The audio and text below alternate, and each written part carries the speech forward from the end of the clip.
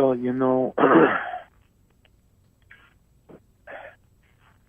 the, the thing that I wish more than anything else right now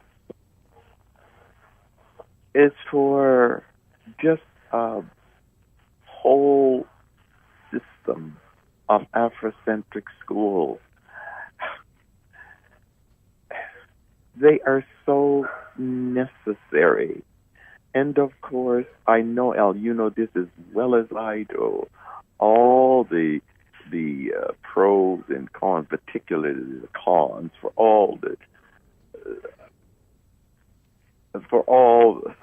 those strange reasons, which I always say, really boils down to one thing. It's like, oh, what will they be talking about? We can't see what they're doing. I mean, we have no control of. If you have an Afrocentric school, we have lost control of them. Yeah, you have lost control. But the thing is that, and I have told this to people here, listen, and these are black people too, who are saying, well, no, but isn't that just like segregation? If you want to look at it that way, fine. All I'm saying to you is this. You had no problem with Eurocentrism. You had no problem whatsoever. It produced problems, but you had no problem being part of it. Why should you consider you're going to have a problem being part of an Afrocentric learning center? The only thing we're doing is filling in the blanks. We aren't changing history per se. We're changing those parts that have been lost, stolen, and strayed.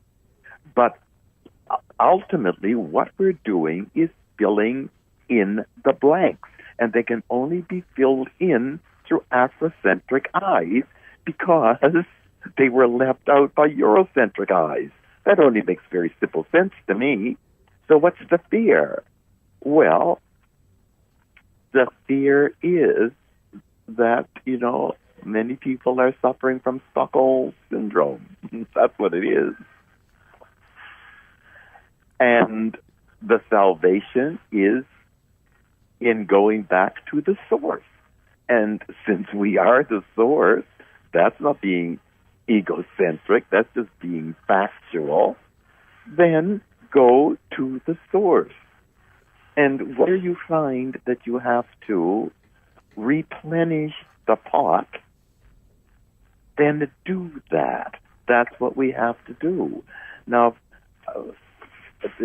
there's so much, there is really so much that has to be done right now with respect to young black kids.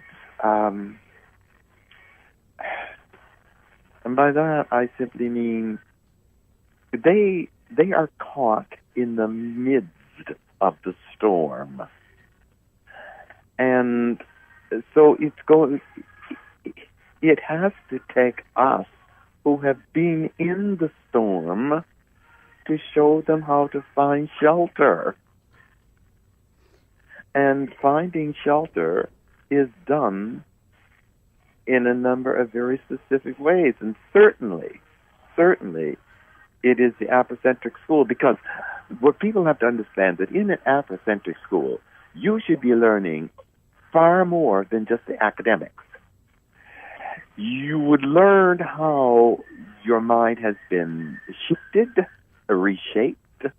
You would then have to be taught what damage is done and being done by media outlets, what to look for, what not to look for. It's a very heavy, deep thing.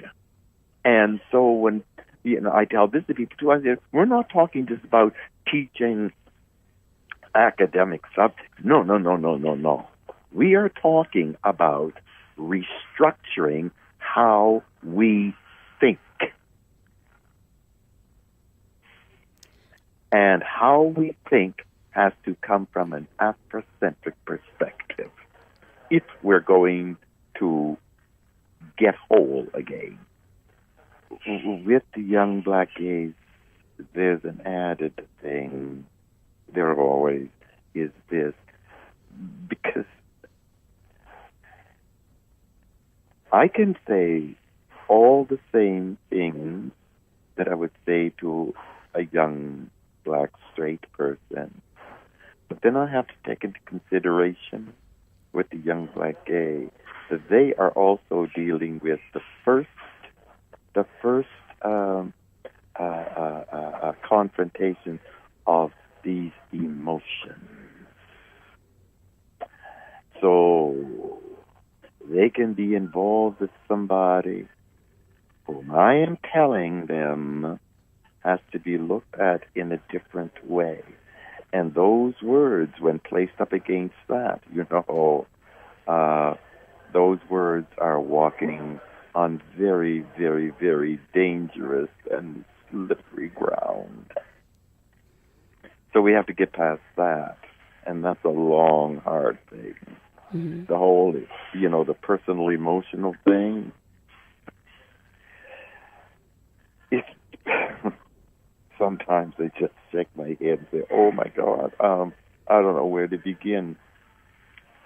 But there is no real place to begin. You just begin wherever you are, and everything spirals up from it, and it'll all take you back to the same place anyway. What is that place? That place is a place that where the ancestors sit.